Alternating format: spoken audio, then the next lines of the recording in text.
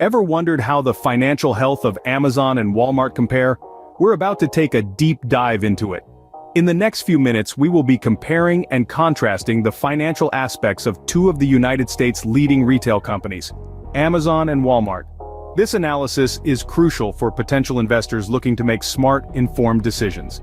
We'll be looking at important financial metrics such as total revenues, profit margins, return on equity, and more.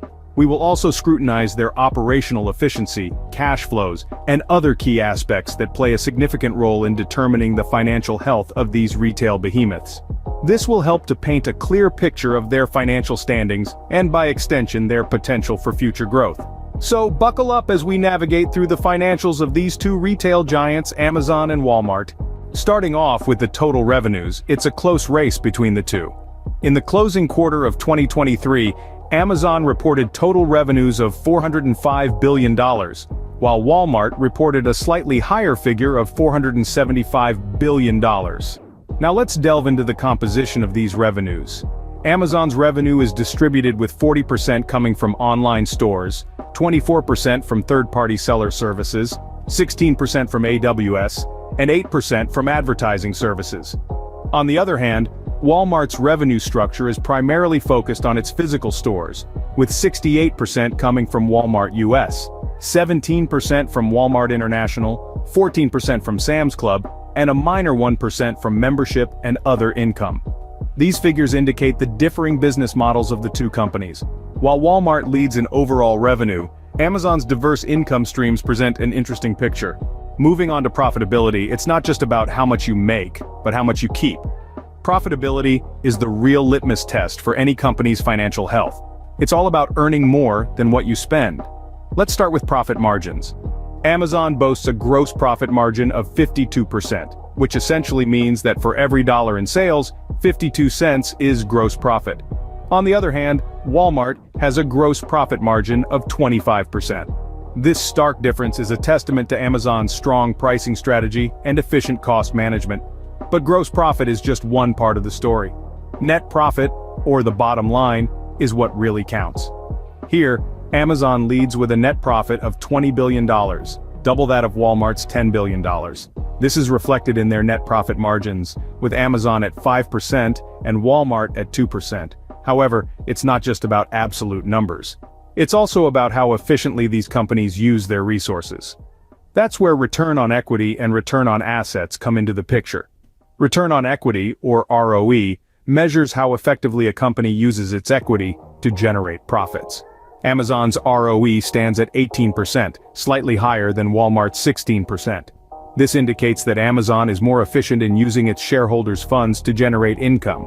Return on assets, or ROA, on the other hand, measures how efficiently a company uses its assets to generate profits.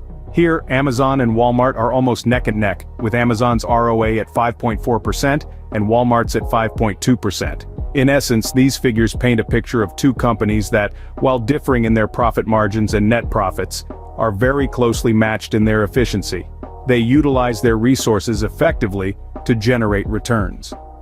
So, while Amazon may have a higher profit margin, Walmart is not far behind in terms of returns. It's a fascinating comparison, isn't it?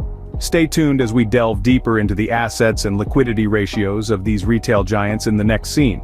Next up, let's delve into the assets and liquidity ratios of the two giants.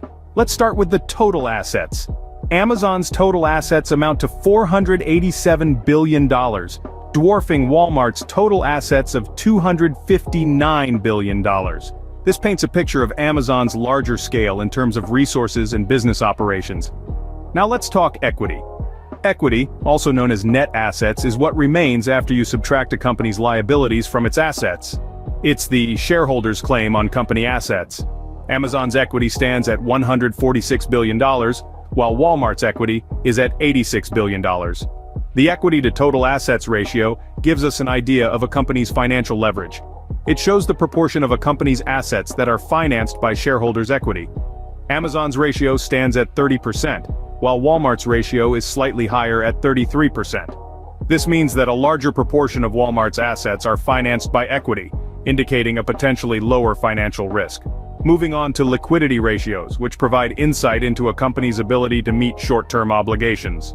The current ratio, calculated by dividing current assets by current liabilities, for Amazon is 0.98, while Walmart's is slightly lower at 0.85. This suggests that Amazon is slightly better positioned to pay off its short-term liabilities with its short-term assets. However, if we consider the quick ratio, which excludes inventory from current assets, the picture changes. Amazon's quick ratio is 0.74, while Walmart's is significantly lower at 0.23. This could be due to Walmart's significant investment in inventory, which is not as easily convertible to cash as other current assets. While Amazon has a greater total asset base, Walmart shows a slightly stronger liquidity position. So when it comes to financial stability and the ability to meet short-term obligations, both companies have their strengths and weaknesses. As always, a prudent investor would consider these aspects in light of their overall investment strategy and risk tolerance. Finally, let's look at how efficiently the companies are running their operations and generating cash. Inventory days, the time it takes to sell inventory, sits at 49 days for Amazon and 45 for Walmart.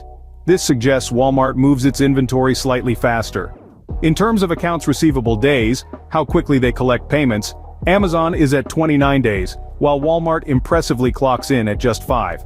Clearly, Walmart is more efficient in this area. Now, looking at total assets turnover, which measures how efficiently a company uses its assets to generate sales, Amazon is at 1.14 times, while Walmart is at a whopping 2.52 times. In terms of cash flows, both companies are generating significant amounts from their operations.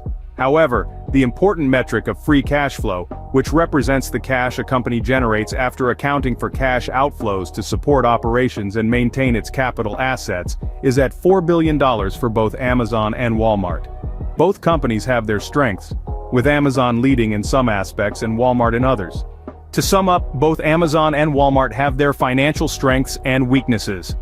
Amazon's total revenue for the end of the third quarter in 2023 was $405 billion, with a gross profit margin of 52% and a net profit of $20 billion. Walmart, on the other hand, had total revenue of $475 billion, a gross profit margin of 25%, and a net profit of $10 billion. In terms of assets and liquidity, Amazon's total assets were $487 billion, and Walmart's were $259 billion. Operational efficiency and cash flow also varied between the two companies. Understanding these financial aspects is crucial for making informed investment decisions. Remember, the most informed investor is the wisest investor. Thank you for joining us in this financial exploration of Amazon and Walmart.